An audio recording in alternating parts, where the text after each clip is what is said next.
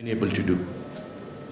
So I just wanted to make that comment and then come back to this report and the importance of a report like this, where at times you see a country like Pakistan. Of course, this is the 5th largest country in the world, and whenever I say that, I get goosebumps. This is the 5th largest country in the world. There is no question about the potential, and therefore we are all confused about what is holding us back. What are those levers? What are those subtle changes that we can bring into the enabling environment of this country to finally fulfill our potential? We live in a country where in a single year we produce 75,000 IT graduates. That's more than the entire university enrollment in many European countries. We live in a country where the number of internet users, just the number of internet users is more than the entire population of UK. We live in a country where just the number of social media users is more than the entire population of Canada. That's the size of this country. That's the potential of this country. We also live in a country where 85% of the adult population is unbanked.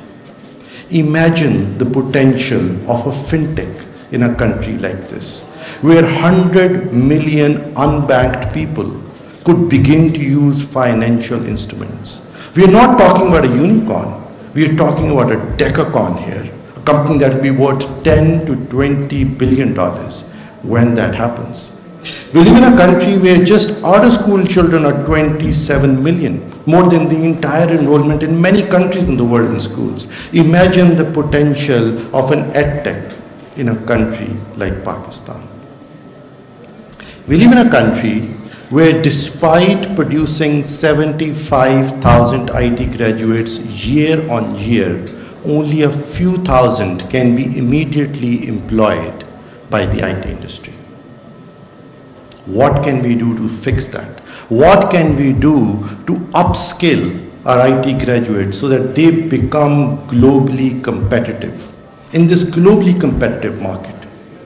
And we've just started to work with the Higher Education Commission, I don't know whether they're still here or not, with the National Vocational Training Commission, NAVTAC as it is called, to upskill people with technologies, with skills that are needed by the IT industry. And instead of government bureaucracy imagining this and stating this, we've made the Pakistan Software House Association be the driving force for a lot of our initiatives. We exist to serve the IT industry, not the other way around.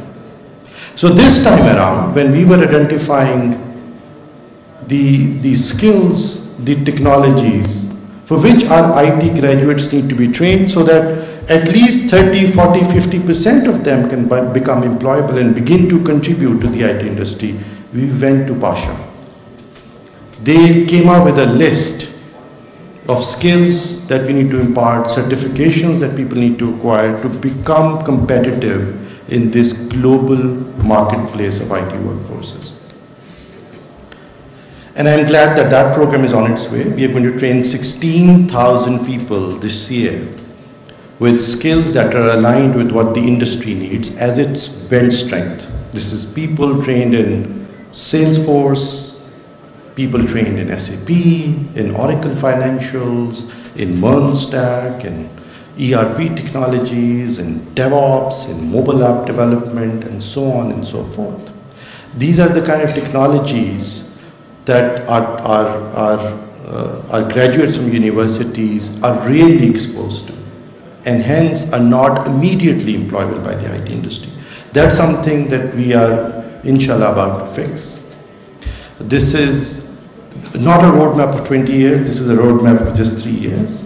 And I think by adding that workforce to the IT industry, we will substantially enhance their capacity to improve exports. Likewise, we are redoing the way we give university degrees.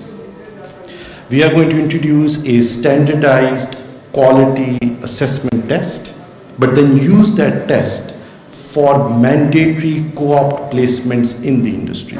And it is a two-way dance, where the IT industry has to step up and be willing to absorb students universities in this co-op program. Many countries have industry co-op programs, including the UK, perhaps certainly Canada and the US, where certain skills, and IT happens to be one such degree, where classroom education is slightly out of phase with what the industry requires, because the classroom education really teaches you tools and technologies that they imminently need.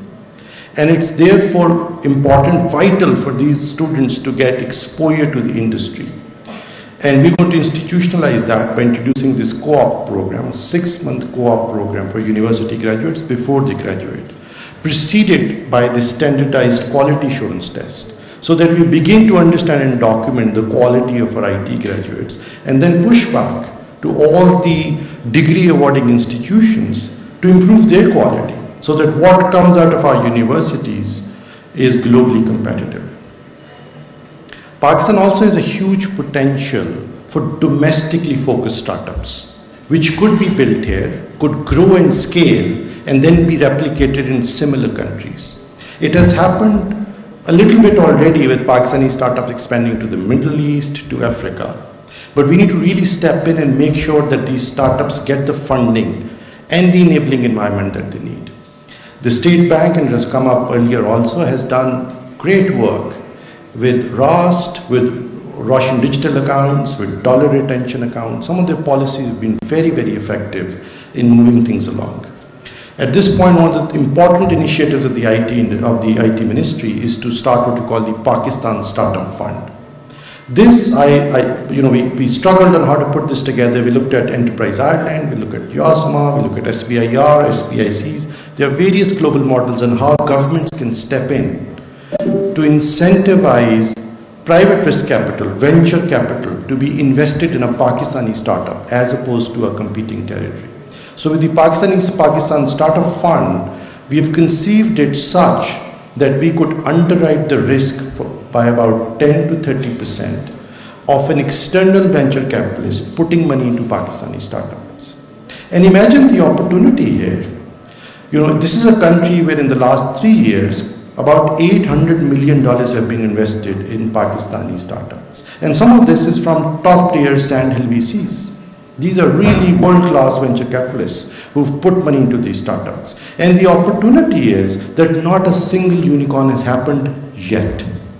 So while these startups, of course, have the promise and the ability to attract this funding, there is still an opportunity, which is just around the corner, for the next round of funding and the next round of funding to come in before they scale to become a unicorn. And we're going to try and enable that by this Pakistan Startup Fund, this new structure that we have set up, through which we can incentivize, through which we can catalyze, we can underwrite the risk of venture capitalists abroad to put money into Pakistani startups. One thing that hasn't been highlighted in this report as much as I would have liked to is this very interesting phenomena in Pakistan of what we call online freelancing. So while the enterprise is not scaled in this country because of poor regulatory environments, uncertainty, all of that, but because of the massive volume of talent that we've produced from our universities with young people, these young people didn't wait for us to start big companies to give them job opportunities. Instead, they found out that they, while sitting in Pakistan, could work remotely on these micro outsourcing tasks through platforms like Fiverr and Upwork and Crossover and Top Talent, etc. Where if you're